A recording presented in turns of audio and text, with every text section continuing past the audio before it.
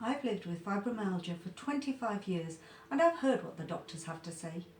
In this video, I'll show you the truth about this condition, the real impact it has, what fibromyalgia feels like day to day, and most importantly, what that means for managing it and helping others understand.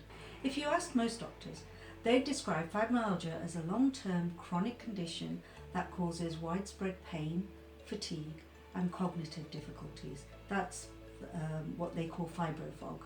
It's believed to involve how the nervous system, your brain and spinal cord, process pain signals, making the body more sensitive even when there's no clear physical damage.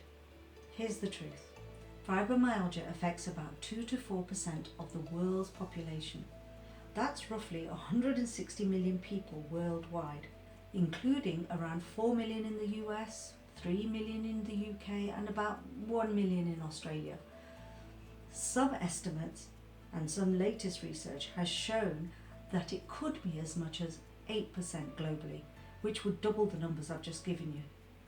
Historically, doctors have said it affects 9 women for every 1 man, so that's 90% of people with fibro are female and 10% male.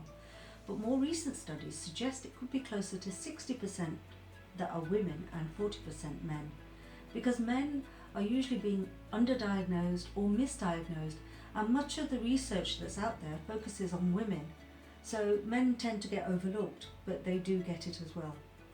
If there's one thing doctors all agree on, it's this: fibromyalgia has no known cure. So if you have fibro, what will doctors do for you? They might give you information about the condition, verbally, or through a leaflet, or tell you to check out a local charity in your country that covers this, like Fibromyalgia UK in our country. Doctors may even refer you to an occupational therapy course for things like pacing, gentle exercise, and sleep hygiene. Some people are prescribed pain medication, but for many of us, that's the end of ongoing treatment. I was told right at the start, you'll have to go away and manage it yourself. And in my case, the pain medications didn't help, and sometimes they made things worse. That's the medical definition, but living with fibromyalgia is a whole other story. So now I'm going to go through some of the symptoms that the doctors have mentioned and talk about the reality of it. So with pain, some days it's like my body has been thrown against a wall. Not just sore muscles, but deep aching, grinding pain that runs through everything. Even my bones feel tired and achy. Sometimes it's spot pain, like you've been hit with a hammer, or sometimes you can feel the strain in your tendons as they move. So it's not only a widespread pain, as the doctor said, that's all over your body. It can be in spots, like your head, or your knees, or your ankles.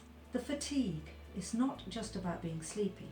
It's your energy disappearing mid-morning no matter how well you slept.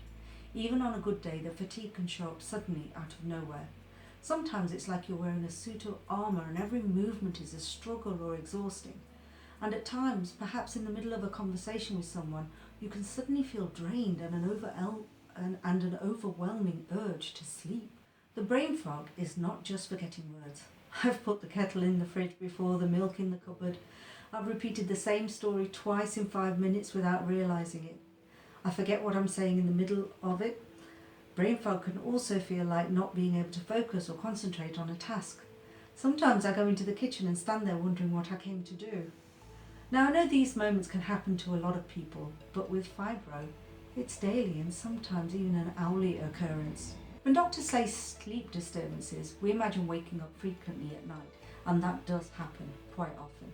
But this also includes not being able to sleep for hours no matter how tired you are.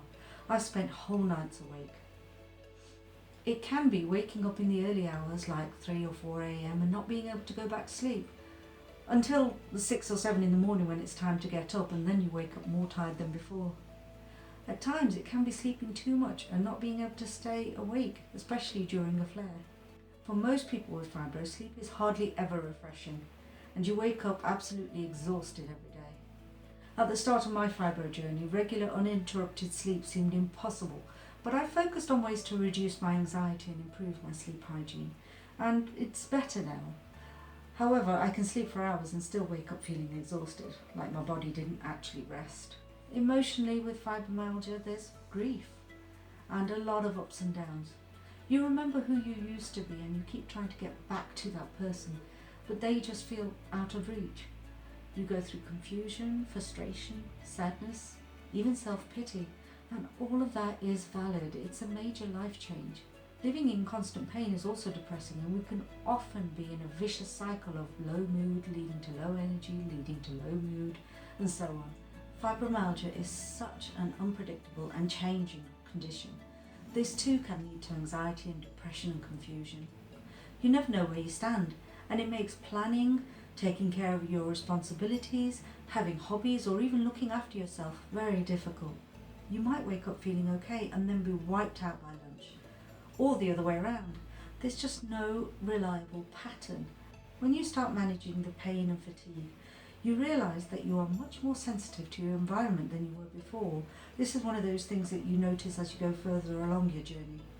Loud noises, bright lights, crowds, or even being touched, it can all become too much, too fast. Your nervous system feels permanently overstimulated, which can trigger a flare. Here's where the medical picture often falls short. Doctors might list your symptoms, but they rarely prepare you for the huge variety of symptoms, the emotional cost, the isolation, the loss of identity, and the strain on your relationships. Some of your friends, family, or colleagues may not understand, and they might assume you're being lazy because they see you well one day and in bed the next. Even the most supportive partners might misunderstand what you actually need. And that's when you start having to renegotiate or sometimes lose relationships. But there is some hope with fibromyalgia. It is a condition that you can learn to manage through adapting your lifestyle, doing all those things that you heard people that you say that you need to do to keep yourself well, like mindfulness and meditation, etc. And there are easier little tips and tricks that can help you slowly get your fibromyalgia under control. So now, before you go, I want to share with you what I've learned over my 25-year-long journey with fibro. These have made a massive difference in helping me to cope. So the first one is, it's not all in your head, but your mind and body are deeply connected. I mean, in the past you may have been able to overcome stress or a deadline or some pressure quite quickly. But now stress, overwhelm and emotional shocks can flare your symptoms. When your nervous system feels safer, so when you rest, you breathe and you slow down, pain can ease. The next one is that pacing and self-kindness are skills. It's not just about doing less, it's about learning how much is enough for you. And when you can't do something, the most powerful thing you can offer yourself is kindness and not guilt. And the third thing to remember is you're not broken, you're adapting. Fibromyalgia forces you to reassess your life, increase your self-awareness and change where you need to. It may mean your life now moves slower, it's softer, more deliberate and conscious, but it can still be a meaningful life and it's still your life. If this video spoke to you, I'd love to hear from you. Does your experience match what doctors told you, or has it been very different? If you'd like a little bit more gentle support, there's a link to some free resources in the description below. And if you want to explore the mind-body connection further, I've talked about it in quite a few videos and I've linked it in this video just here. Until next time, take care of yourself.